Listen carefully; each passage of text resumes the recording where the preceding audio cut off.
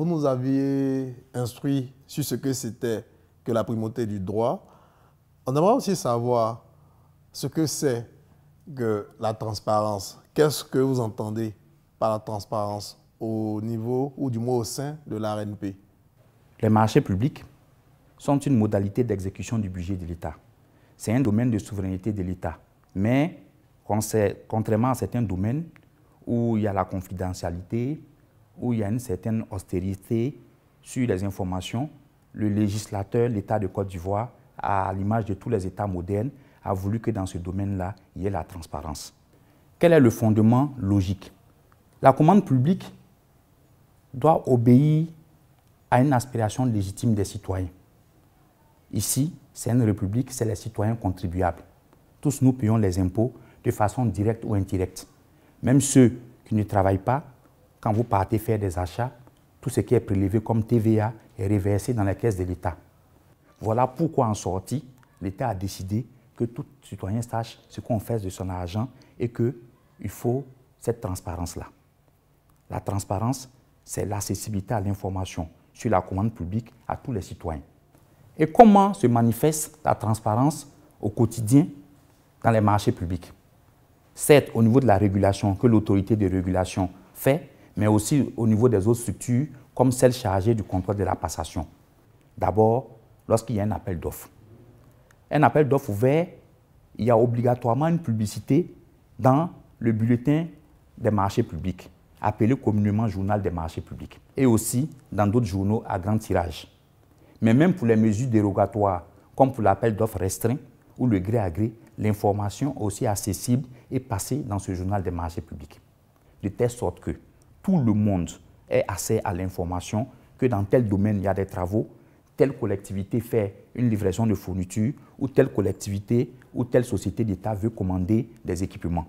Ensuite, lorsque la commission d'ouverture de jugement doit statuer, elle le fait avec des membres venus de divers horizons. Cette commission se réunit et l'ouverture est publique. Bien sûr, l'autorité contractante est là, mais elle est entourée de d'autres personnes comme le maître d'œuvre, les services utilisateurs, les contrôleurs, de telle sorte que cette commission d'ouverture et de jugement des offres, comme son nom l'indique, qui statue donc, est ouverte et transparente. Mieux, le jour de l'ouverture des offres, c'est une ouverture publique, où chaque entreprise candidate vient écouter, vient constater, au même niveau que tout le monde, les autres candidats qui sont là, est-ce qu'ils ont à jour des impôts, de la CNPS, est-ce que le cautionnement est là? Et évidemment, les prix sont lus publiquement de telle sorte que chacun sait, mon adversaire ou mon concurrent du moins, a telle ou telle proposition financière. C'est ça la transparence pendant le contrôle de la passation. Lorsque l'attributaire est connu, les résultats sont publiés.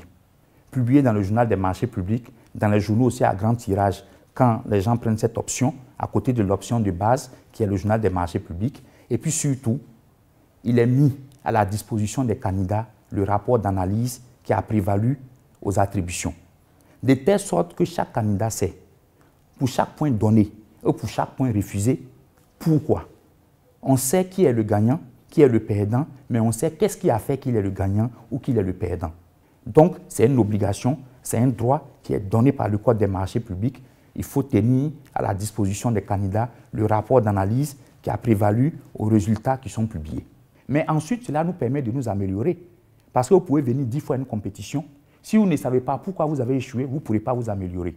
Évidemment, il peut y avoir des contentieux. Lorsqu'il y a des contentieux, que vous venez à l'autorité de régulation, c'est également la transparence. Pour statuer sur ce contentieux, vous déposez votre plainte et l'ARNP a en sein ce qu'on appelle la cellule recours et sanctions, où sont représentés à part égale l'administration, la société civile et le secteur privé. Et c'est devant tout ce collège qu'on expose les faits. L'autorité enregistre votre plainte. Elle applique ce qu'on appelle des principes comme celui du contradictoire qui consiste à entendre toutes les parties au conflit. Ainsi, en toute transparence, après avoir fait le point, l'état des lieux, l'ARNP statue et prend sa décision. Cette décision, elle est publiée sur notre site internet. Cette décision, elle est donnée sur support papier à tous ceux qui ont un intérêt. L'autorité contractante, les plaignants, évidemment tous les autres candidats, de telle sorte que chacun sait dans quelles conditions, en exposant les motifs, l'ARMP a apprécié la situation, sur quelle base juridique cette décision a été prise et surtout, quelles sont les conclusions, quelle est la décision rendue par l'autorité de régulation des marchés publics.